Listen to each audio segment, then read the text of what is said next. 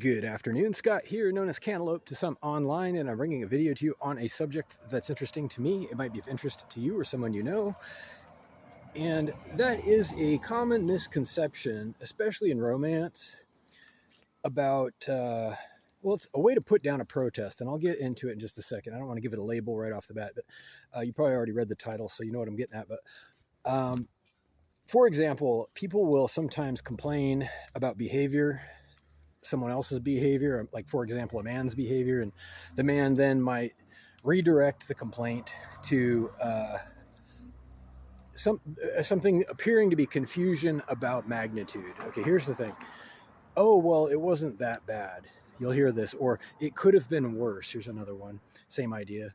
Or if it had been more of something, then it still wouldn't have been good enough for you. That kind of thing.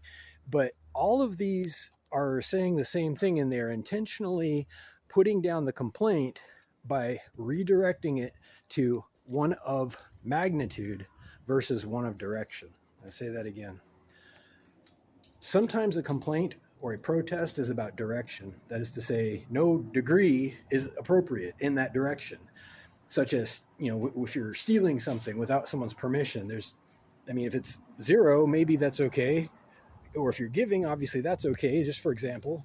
But if it's non-zero and the positive side of the number line, it's not a complaint about magnitude. It's a complaint that it happened at all.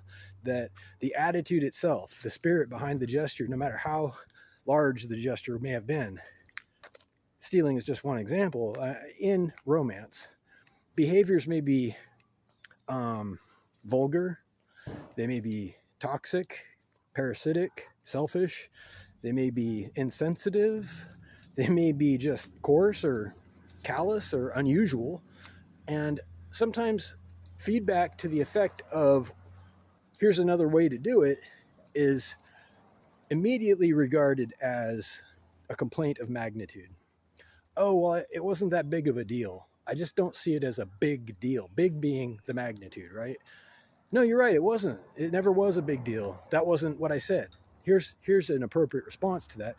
That's not what I said. It was a complaint about direction. Your direction was towards insensitivity or callousness, or it was something that could have been from the spirit of being caring and receptive and open to empathy. This is a difficult one, right? For a lot of people, it's difficult to be empathetic.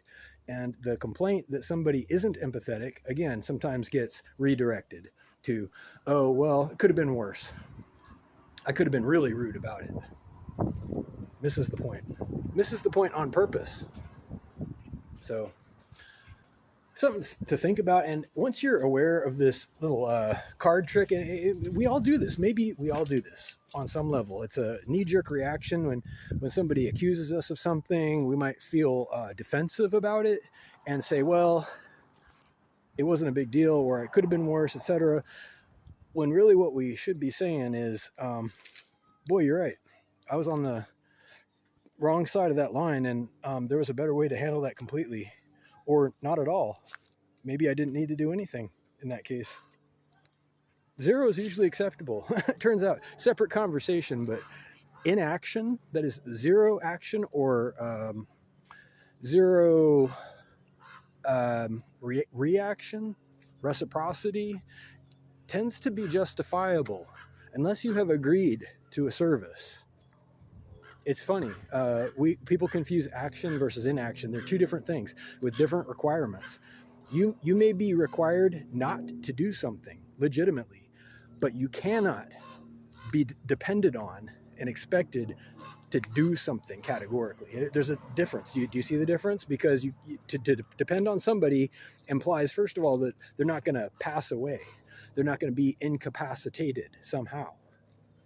Because of the nature of life being, it sprang up from inactivity, inanimacy. That is the lowest point of energy. And that is the point of energy to which all life returns.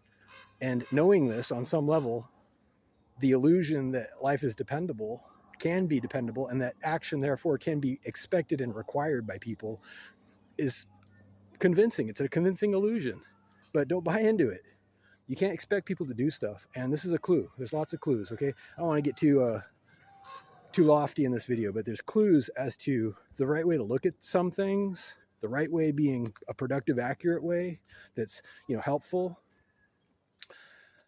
To look at people as being tools, as being useful in the capacity of extending you or some boss figure, some superior by way of a chain of command, it's fundamentally flawed. It's an unsupportable model to require things of people beyond their choosing, beyond their level of choosing. People ultimately decide their own involvement. Okay? It's a reality. It's not just a fancy, fun way to look at it. Because our lowest point of energy is in animacy, and it will someday be again. You cannot depend on people to act. You cannot require them to act in any realistic way. I'm sorry. I don't make those rules. That's just logic. Reach out if you like to with questions or comments to whitehotrobot@gmail.com. Thank you.